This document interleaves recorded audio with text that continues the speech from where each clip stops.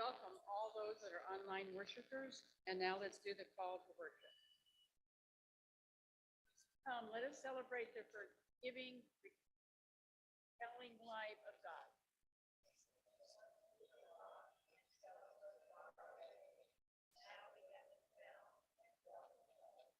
Know that God's love is lavished upon you forever.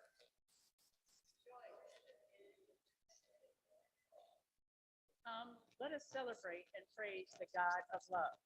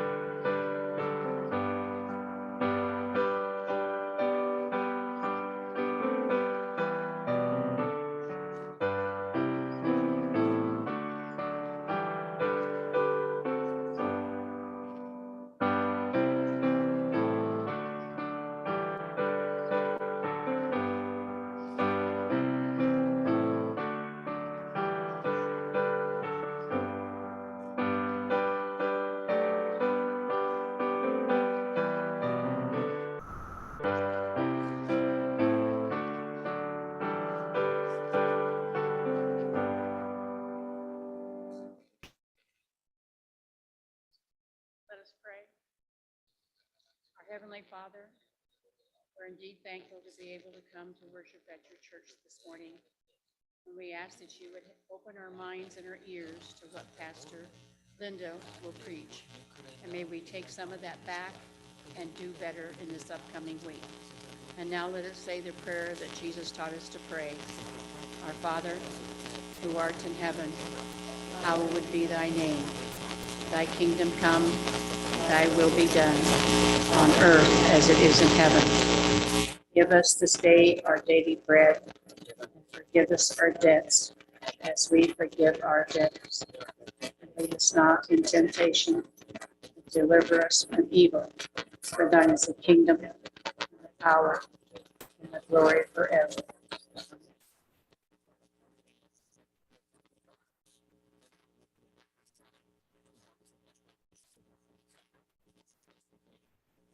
Morning.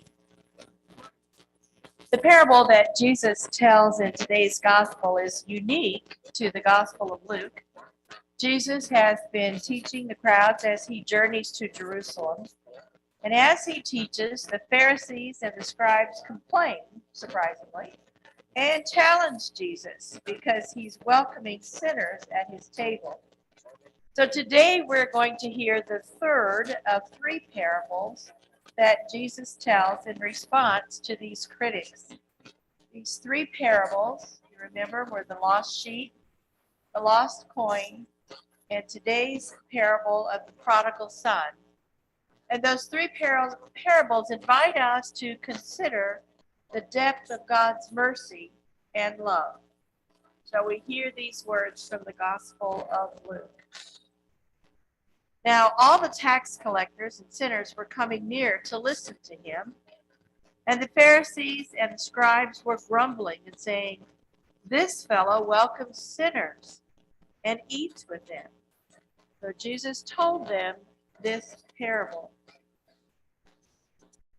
There was a man who had 2 sons. The younger of them said to his father, "Father, give me the share of the property that will belong to me." So he divided his property between them. And a few days later, the younger son gathered all that he had and traveled to a distant country. And there he squandered his property in dissolute living. When he had spent everything, a severe famine took place throughout that country, and he began to be in need. So he went and hired himself out to one of the citizens of that country, who sent him to the fields to feed the pigs. He would gladly have filled himself with the pods that the pigs were eating, and no one gave him anything. But when he came to himself, he said, "How many of my father's hired hands have bread enough to eat and to spare? But here I am dying of hunger. I will get up and go to my father, and I will say to him, 'Father, I have sinned against heaven and before you. I am no longer worthy to be called your son. Treat me like one of your hired hands.' And so he set off and he went to his father. But while he was still far off, his father saw him and was filled with compassion. And he ran and he put his arms around him and kissed him. And then the son said to him, 'Father, I have sinned against heaven and before you. I am no longer worthy to be called your son.' But the father said to his slaves, 'Quickly, bring me a robe, the best one, and put it on him, and put a ring on his finger and sandals on his feet. And get the fatted calf and kill it, and let us eat and celebrate. For this son of mine was dead and is alive again. He was lost and is found.' And they began to celebrate. Now his elder son was in the field. And when he came and approached the house, he heard music and dancing. And he called out one of the slaves and asked what was going on. And the slave replied, 'Your brother has come home. Your father has killed the fatted calf because he has got him back safe and sound.' And then he became angry and he refused to go in. And his father came out and began to plead with him. But he answered his father, 'Listen, for all these years I have been working like a slave for you, and I have never disobeyed your command. And yet you have never given me a young goat so that I might celebrate with my friends. But when this son of yours came back, who has devoured your property with prostitutes, you killed the fatted calf for him.' And then the father said to him, 'Son, you are always with me, and all that is mine is yours.' But we had to celebrate and rejoice, because this brother of yours was dead and has come to life. He was lost and has been found." May God's blessing be added to this reading of the word today.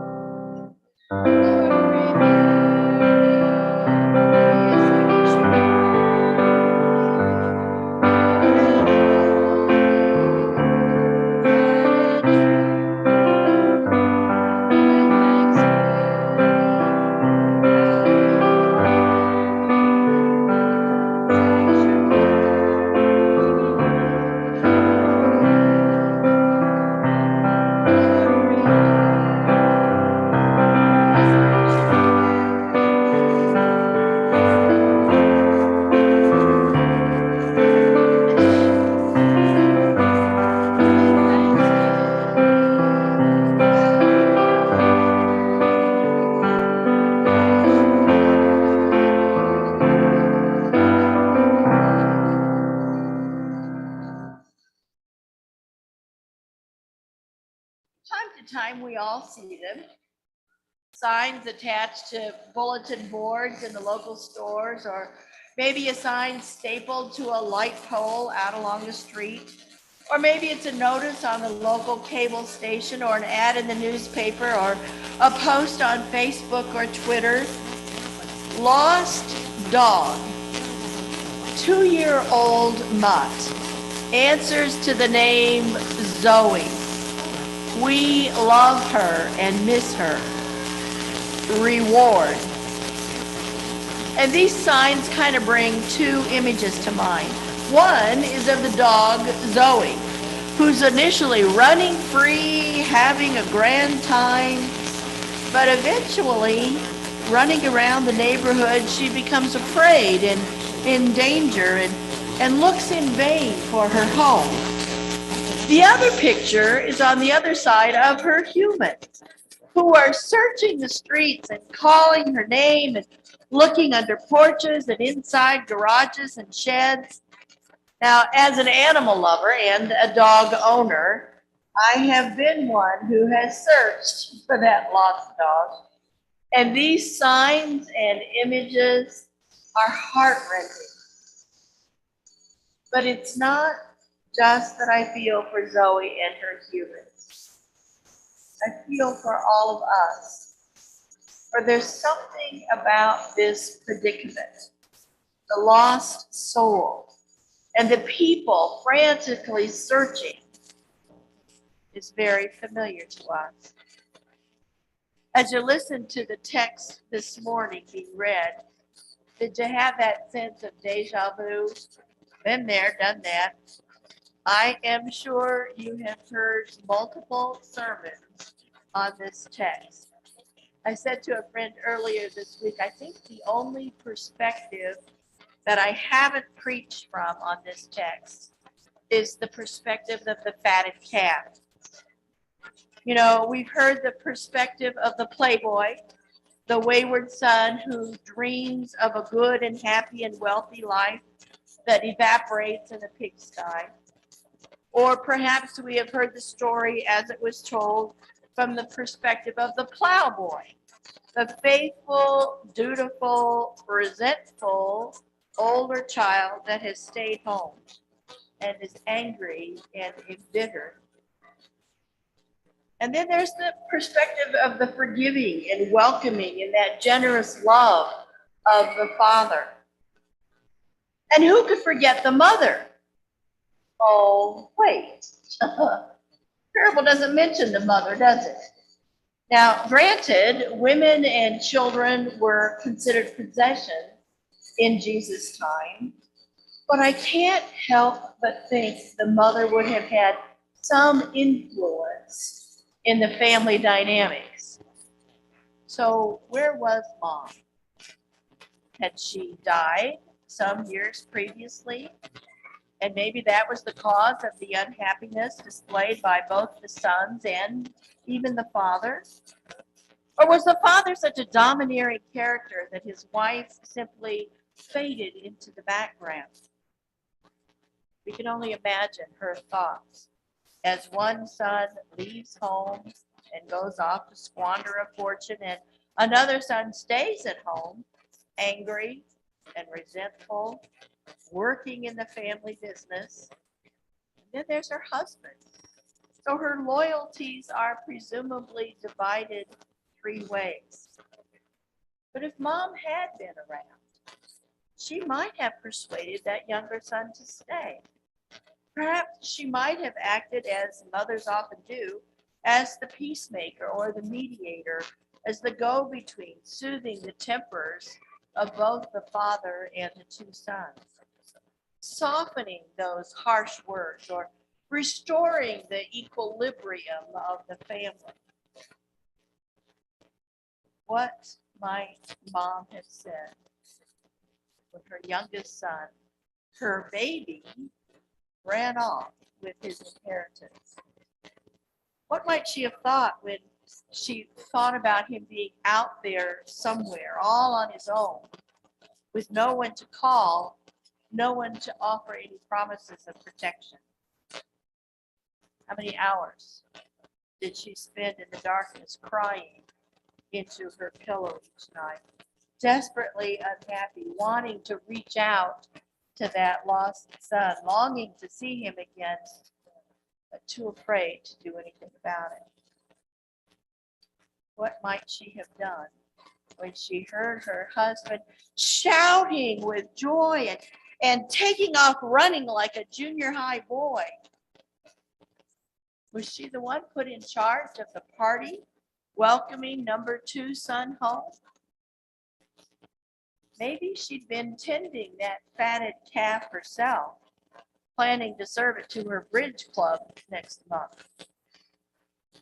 Was she the one who reminded that overjoyed father that, hey, buddy, we got another son too, who's out in the fields working, who hasn't come in yet? And how would she have handled her oldest son refusing to come into the party because he couldn't stand the way they were seemingly celebrating his younger brother's selfishness? Was she standing next to her husband, pleading with her older son, come on in, come into the party? Or was she standing outside the party in solidarity with her older son, or nursing her own anger at her husband's lavish welcome of this reckless one who's come back? Or maybe she's put on her best outfit, her glad rags, and she's joined the dancing. Just where was Mom? We love this story of the prodigal son so much because we know this story. There's something about the predicament of both sons that is so familiar to us. We've all been lost, whether we wandered away from home, from those values and morals that we were taught from our upbringing, or maybe we got lost at home. Sometimes the easiest place to get lost is at home, in our own backyard, so to speak. At one time or another, most of us have felt exiled, lost from God, from our home, from our true self. It's easy to imagine the younger son, the baby of the family, a growing, energetic youth, feeling the excitement of life rising in his body and soul, and yet knowing he was stuck in that tiny country village, doing the same very boring thing every day with the same dull people. While just 50 miles down the road was that modern foreign city with everything up to date, with tailored togas and painted women and a fortune to be made, plus unimagined pleasures. So how many days do you suppose it took him to get up the courage to ask his father for his inheritance? Did Dad just say, okay, here you go? Or was there some arguing, some bickering, some doors slamming, some loud voices, some threats, and some ultimatums? How many tears did Mom shed through this process? Was there any concern about what the neighbors were thinking? I mean, can't you just hear them? Fancy that boy going off like that, breaking his father's heart. And with all that he had going for him, a share in the farm, a nice house, he was set up for life. And I always said he had a wild streak. He'll blow the lot. You know it. You mark my words. Women, gambling, drugs. Nasty bit of work, that young boy. He'll go to the dogs. You just wait and see. And off he goes. And we are all well acquainted with the story. And we know what happens. The money runs out, the new friends disappear, he ends up feeding pigs and wishing he could eat their slop. I've seen pig slop, but it's not something I'd want to have to eat. And so he decides to go home. Was he repentant and sorry for what he'd done, or was he composing what was a pretty calculating confession as he's going home? One designed to get him back with a roof over his head, food in his belly, even if it meant he had to live as a servant and not as a son. He comes home. In other words, he comes home to live off his brother's inheritance, having spent his own inheritance on loose living. And no sooner did his father see him coming down the road than the elder brother's fatted 4-H calf was killed and the celebration was on. There were no extra steps between the younger brother's return and his welcome home party. No heart-to-heart with the old man, no extra chores, no go to your room and think about what you've done for the last time. Just a clean robe on his back, a fine ring on his hand, and a pair of new sandals on his feet. The father didn't even wait for the elder son to get home before beginning all of the festivities and the parties. And then the elder brother comes home from the fields. He hears the music and the dancing. Boy, am I glad I didn't have to tell him why there was a party going on. So enters the older brother, the one who has stayed home all this time, who's taken care of all the responsibilities, like a dutiful, good child, trying so hard to be perfect and follow all of the rules. And he refuses to attend the party. And isn't his resentment understandable?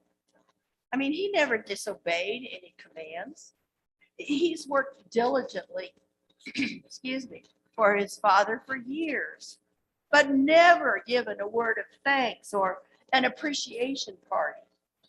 He feels like a slave. The elder siblings, the ones who dutifully break in parents to parenting and consistently take the rap for the younger siblings when we mess up, it's more than a little frustrating to read yet one more example of a younger sibling who gets off the hook. There's no paternal demand of, "Where have you been?"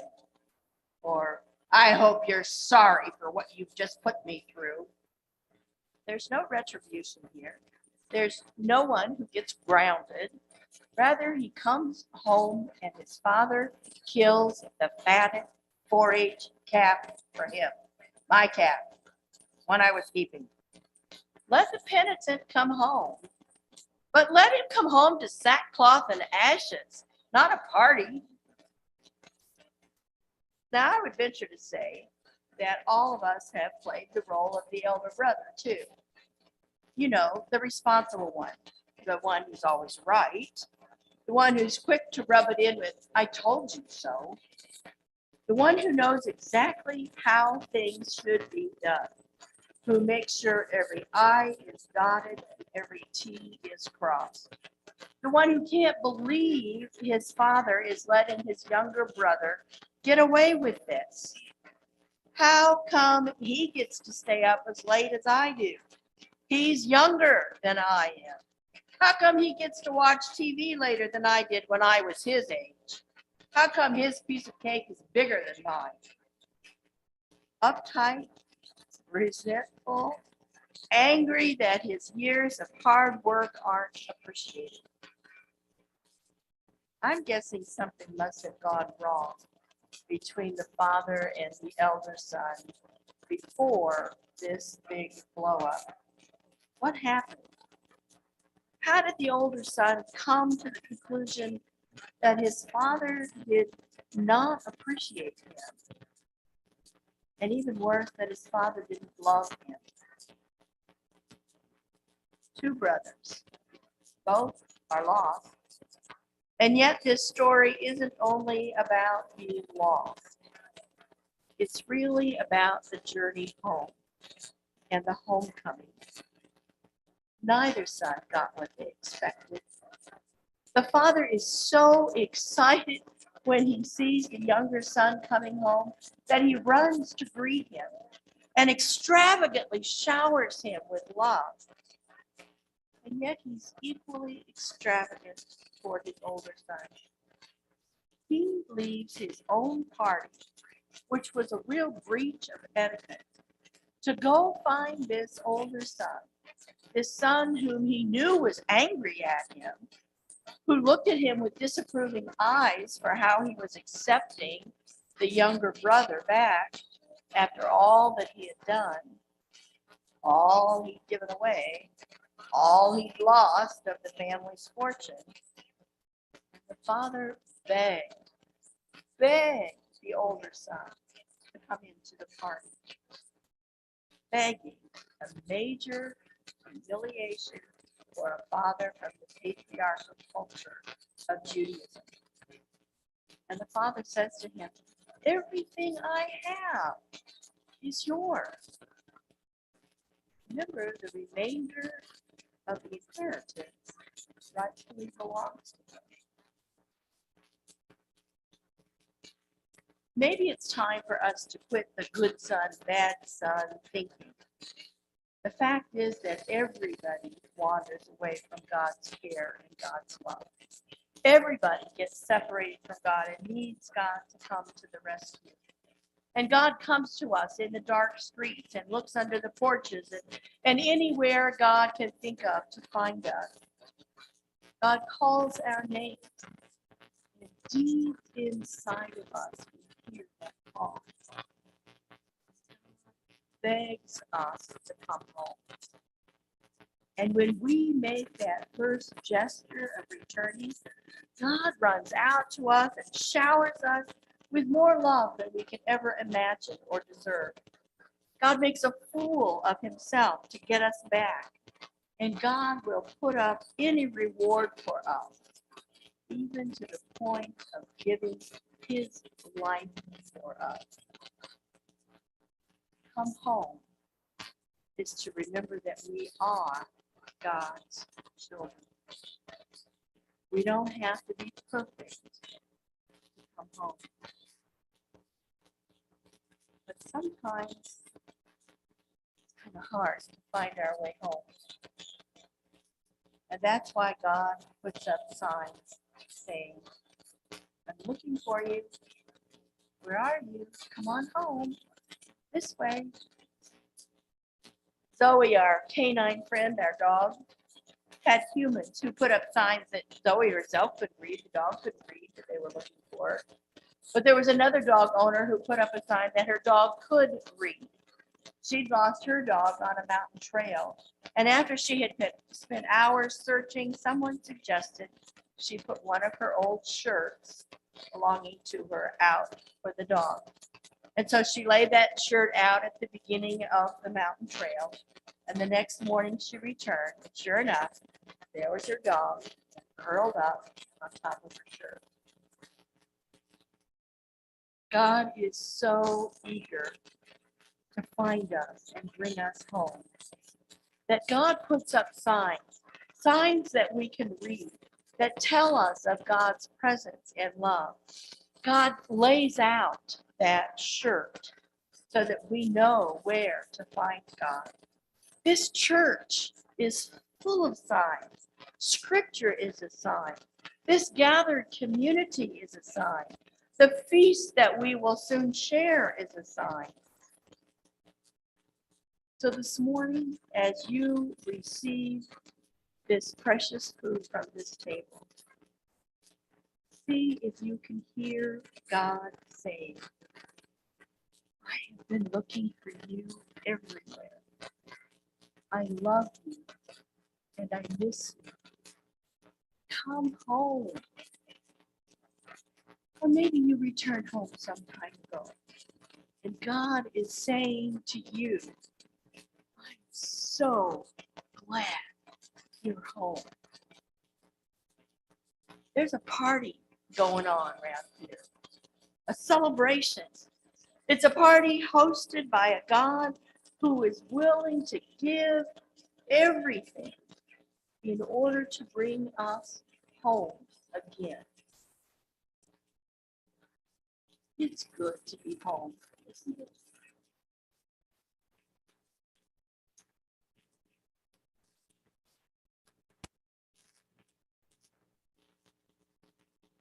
As we sing our prayer hymn this morning, it is an invitation from Jesus, for the words say, "Come home.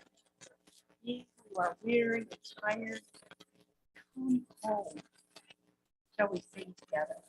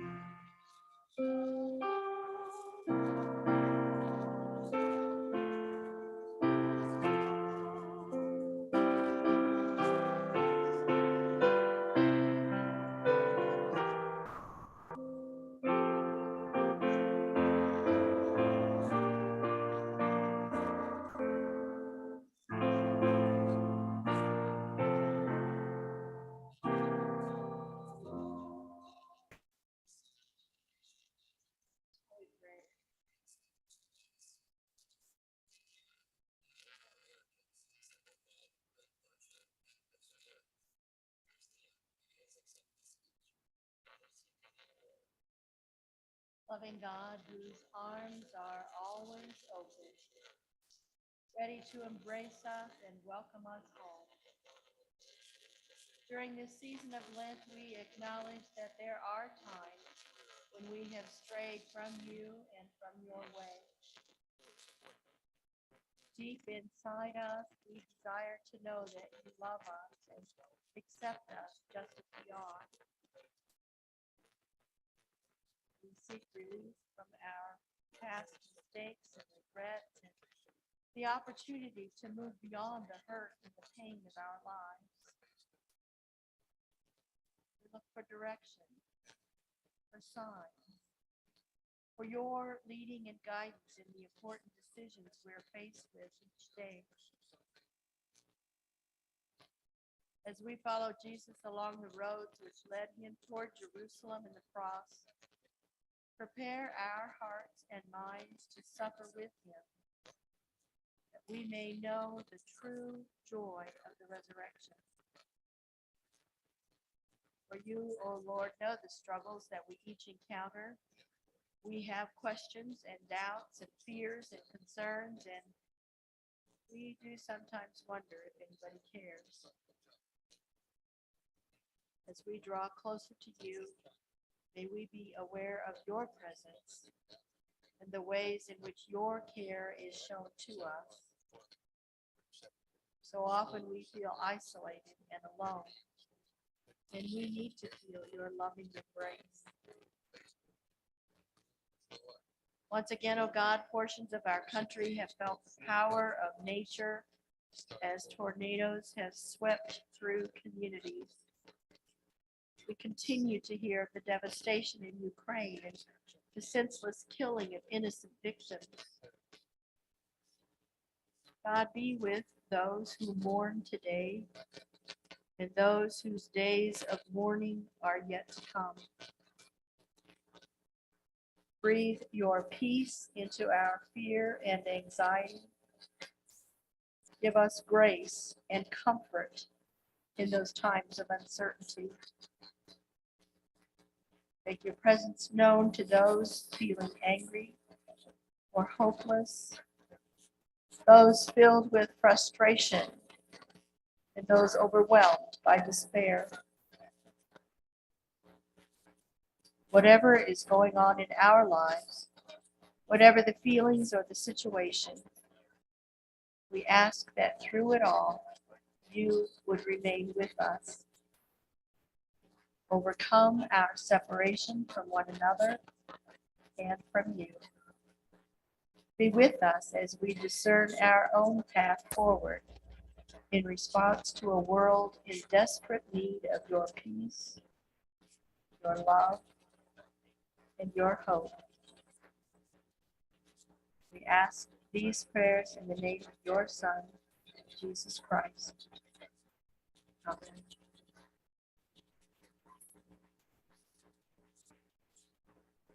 After wasting his money and being forced to work in places he never knew existed, finally coming to his senses, the younger son takes the few dollars he's made washing dishes and buys a bus ticket.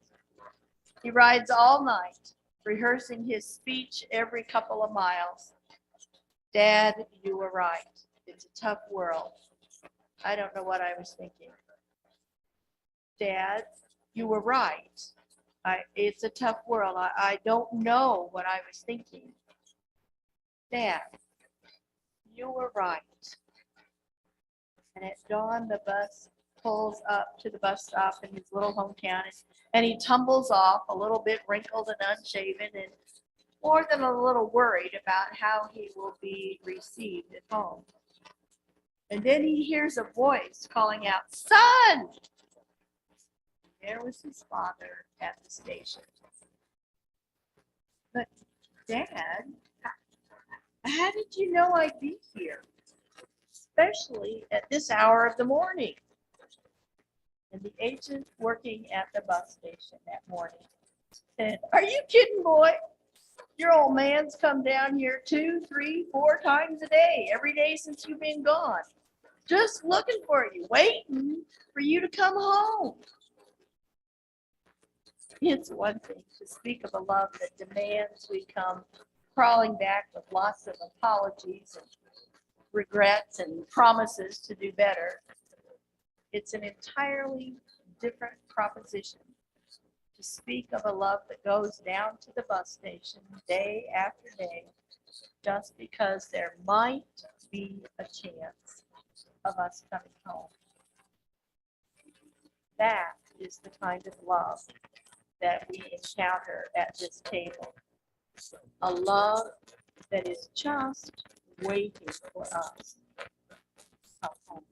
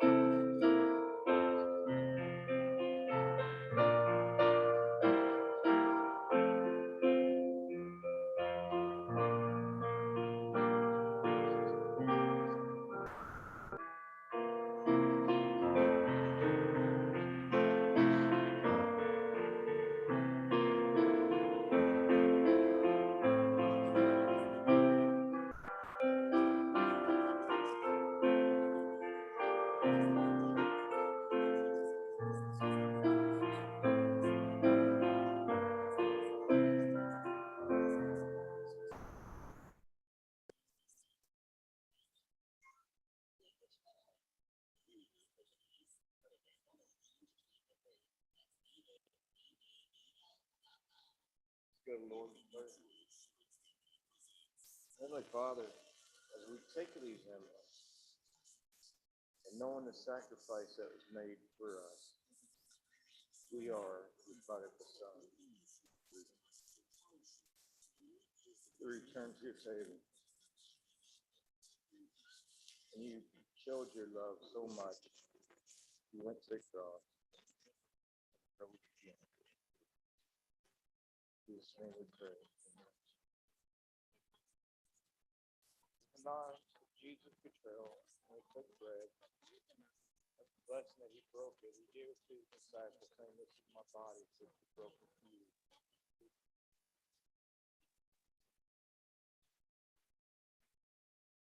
In the same way, also after supper, he took the cup, saying, "This is new covenant, my blood, which is poured out for sin."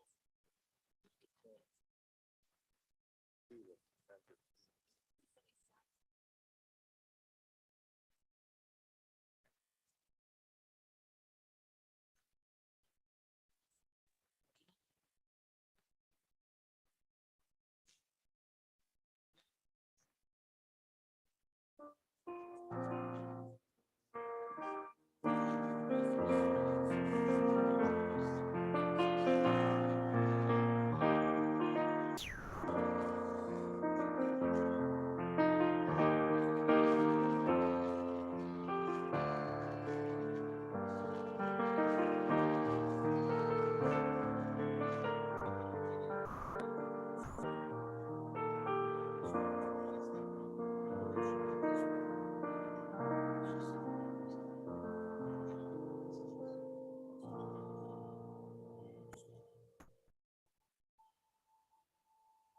Offerings are at the back of the exits.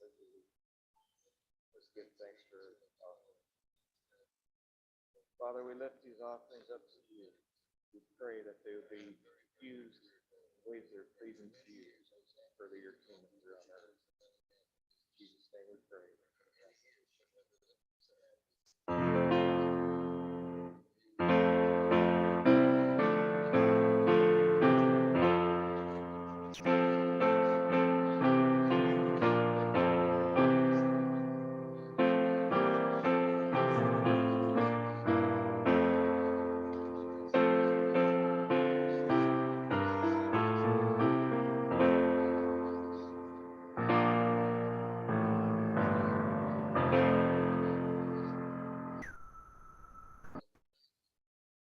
As we sing our hymn of invitation this morning, we are reminded that whether we are off wandering somewhere or whether we have come home, God's faithfulness is great to us. And if there are those who would like to become a part of this community of faith, community, this fellowship, making a confession of faith, you're welcome to join me down front. Or if you're at home worshiping and you'd like to become a part of this community, please give us a phone call and we'll make sure that happens. Will you join me as we sing together? Great is thy faithfulness.